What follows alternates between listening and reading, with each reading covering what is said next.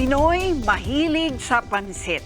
Regular ang pansit sa araw-araw na dieta natin at lalo na sa mga birthday party. Pero may mga pansit na bahagi na ng buhay natin na hindi gagandahan. Actually, ang sakit talaga sa mata, panira ng mga Instagram photo.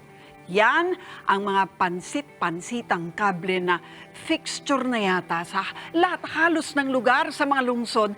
Lalo na't ang buhay natin ngayon ay umiikot na sa internet, cable TV, CCTV at kung ano-ano pa. Ang pangit ng tingnan, pinagmumulan pa minsan ng sunog. Bakit nga ba nagsala-salabat na ang mga kableng pansit na ito?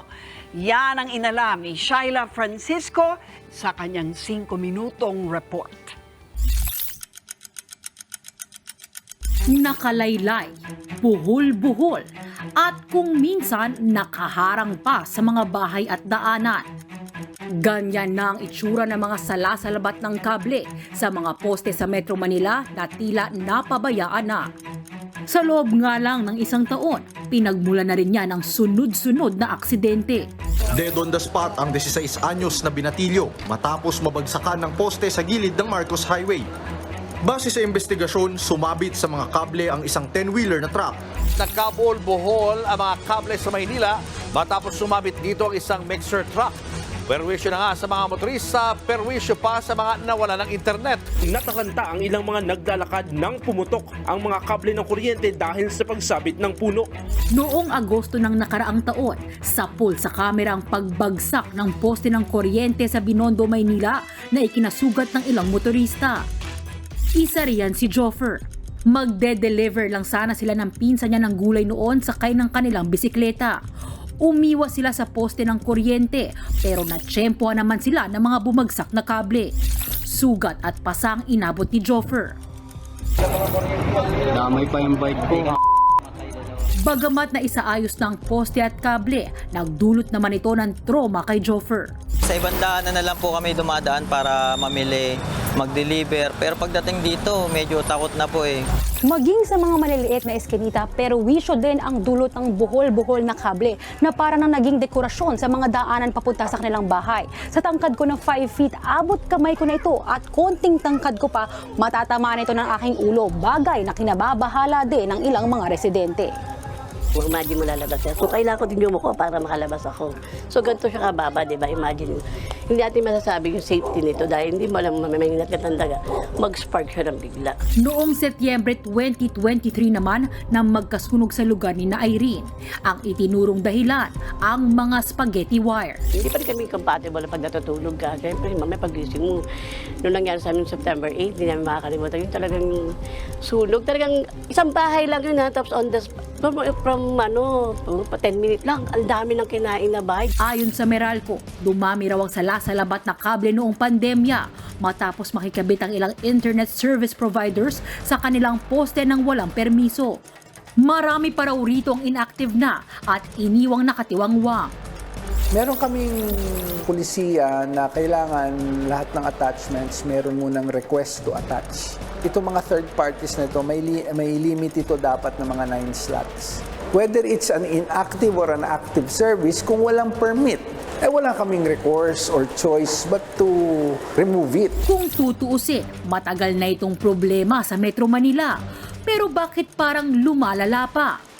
Ayon sa urban planner na si June Palafox Jr., underground cabling daw ang solusyon sa problema ng spaghetti wires. Inabot na raw ng 5 dekada matapos siyang inirekomendang planong ito sa gobyerno. Pero mistulang nauuwi lang sa tengang kawali ang mga ito. Overhead wires uglifies our cities. It's a visual pollution.